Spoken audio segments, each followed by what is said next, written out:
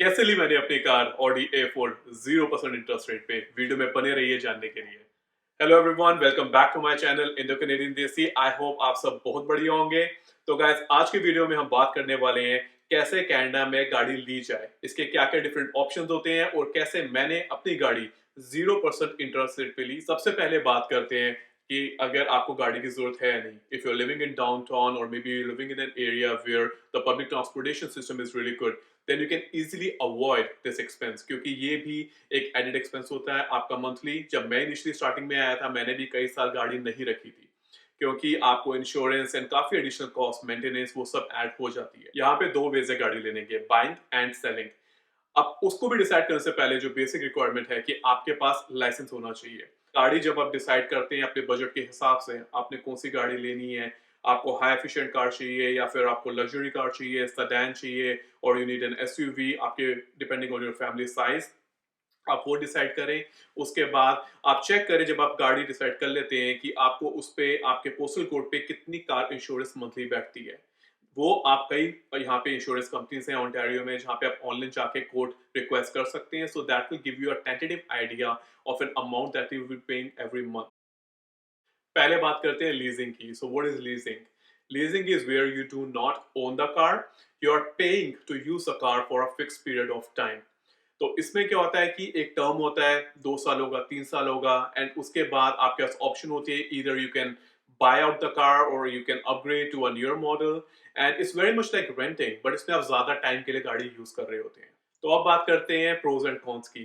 Pros की बात करें तो इसमें कई केसेस में आपको जो मंथली पेमेंट होती है वो आपको कम मिल जाती है कंपेयर टू फाइनेंस, पर अगेन इट डिपेंड्स आपके लीजिंग एग्रीमेंट पे, आप किस सेगमेंट की गाड़ी देख रहे हैं। मोस्टली केसेस में कम होती है, बट कई केसेस में ज्यादा भी हो सकती है। एंड जो दूसरा एडवांटेज इसका होता है वो है कि आपको न्यू कार मिलती है।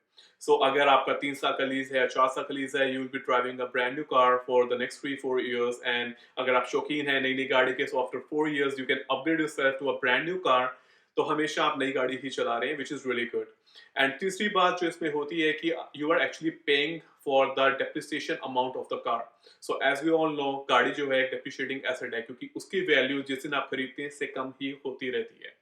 तो अगर आप 3 साल की लीज करा रहे हैं, तो 3 साल में गाड़ी की वैल्यू जितनी घटी आपने वो ही पे करा, then you can switch to a different car, which is really good. And cons की बात करें तो इसमें किलोमीटर लिमिट होती है, जो कि माइलेज लिमिट भी जिसे कहते हैं। तो आपको एक साल में अलाउड होता है in certain cases like 10,000 kilometres और मे बी 20,000 किलोमीटर्स, आप उसके बियॉन्ड नहीं जा सकते। अगर आप उसके बियॉन्ड जाते हैं, so it depend on your leasing agreement, but they could charge you somewhere like 30 cents और more per kilometer. So you end up paying a lot more if you exceed your kilometer limit. दूसरा इस पे बात करें तो sense of ownership, इसमें you do not actually own the car, so वो sense of ownership भी बहुत ज्यादा मिसिंग होती है। एंड उसके बाद क्योंकि because you do not own the car and you have to return the car once your lease ends, तो आपको वेयर एंड टेयर का बहुत ज्यादा ध्यान रखना पड़ता है, क्योंकि अगर आप गाड़ी रिटर्न करें, they make sure they check the whole car. जो भी दिक्कत होगी, you have to get that fix और you have to pay to them so that they can fix those things. So lease की बात करें तो इसमें आप किसी डीलरशिप पे जाके भी कार लीज कर सकते हैं, and depending on your leasing agreement, at the end of your term या तो आप वो गाड़ी बाय आउट करने की ऑप्शन हो सकती है, या फिर आप अपग्रेड कर सकते हैं नेक्स्ट लेटेस्ट मॉडल में। एंड उसके अलावा एक और तरीका होता है जिसमें आप किसी और की लीज टेक ओवर कर सकते हैं। इसमें क्या होता है कि जैसे किसी ने 2 साल की लीज ली हुई है कार की, and it's been 1 year and they are bored, और मे बी कोई ऐसी सिचुएशन आई है कि वो उस लीज से बाहर आना चाहते हैं, so they will try to transfer that lease to someone else. Lease busters एक अच्छी वेबसाइट है, मैं नीचे लिंक डिस्क्रिप्शन में दे दूंगा उसका, जहाँ पे आप ऑलरेडी लीज ट्रांसफर के लिए जो लोगों ने पोस्टिंग्स डाली होती हैं, आप वो चेकआउट कर सकते हैं। तो लीज टेक ओवर की जो एक एडवांटेज है कि इसमें जो लीज से निकलना चाहता है वो आपको काफी अच्छी ऑफर दे सकता है, जिसमें कि वो आपको कैश इंसेंटिव भी ऑफर कर सकता है, तो विच इज रियली गुड। अगर आप कोई लग्जरी कार देख रहे हैं इस लीज टेक ओवर के लिए, सो 1-1.5 साल के लिए कई बार आपको अच्छी गाड़ियां मिल जाती हैं अच्छे रेट पे। अब बात करते हैं बाइंग की। इसमें पहला स्ट्रेट फॉरवर्ड तरीका है कैश डाउन, तो कि गाड़ी का पूरा अमाउंट दे के गाड़ी खरीद लेना। सेकंड ऑप्शन है finance a car, where you actually own the car. इसमें आप बैंक से लोन लेते हैं, depending on your loan agreement, जितने भी साल का आपका लोन का पीरियड है, आप तब तक वो लोन इंटरेस्ट के साथ बैंक को पे करते हैं। अब फाइनेंस के प्रोज देखें तो इसमें आपकी कोई माइलेज लिमिट नहीं होती है, आप अनलिमिटेड किलोमीटर्स के लिए गाड़ी चला सकते हैं। उसके बाद आपके फाइनेंस टर्म के दौरान आप कभी भी गाड़ी सेल या ट्रेडिंग कर सकते हैं because you actually own the car. And तीसरी चीज, सेंस ऑफ ओनरशिप। फाइनेंस में यू ओन द कार, तो आपको कोई लाइबिलिटी किसी के टूवर्ड्स नहीं होती है। अब बात करते हैं कॉन्स की। कॉन्स में इसमें क्या ड्रॉबैक्स हैं कि पहली चीज कि इसमें जो आपकी मंथली पेमेंट है वो कई केसेस में हो सकता है कि ज्यादा हो डिपेंडिंग ऑन द बैंक, जिस इंटरेस्ट रेट पे वो आपको मंथली पेमेंट चार्ज कर रहे हैं। एंड इसमें आपको डाउन पेमेंट भी कई बार ज़्यादा मांगी जा सकती है। एंड जो आपका लोन टर्म होता है depending on your bank, it could be more than like 4 5 6 years, तो वो भी एक लंबी कमिटमेंट आपकी हो जाती है। अब बात करते हैं कैसे मैंने अपनी गाड़ी 0% पे ली। I drive an Audi A4, that's a pre owned certified car, and मेरी गाड़ी फाइनेंस्ड है। And yes, you heard it right, 0% finance. इससे पहले I used to drive a Camry that I bought cash down. And मेरी तब concern क्या थी कि मैं एक तो ऐसी गाड़ी चाहता था जो रिलायबल हो। Honda, Toyota, these are trusted brands.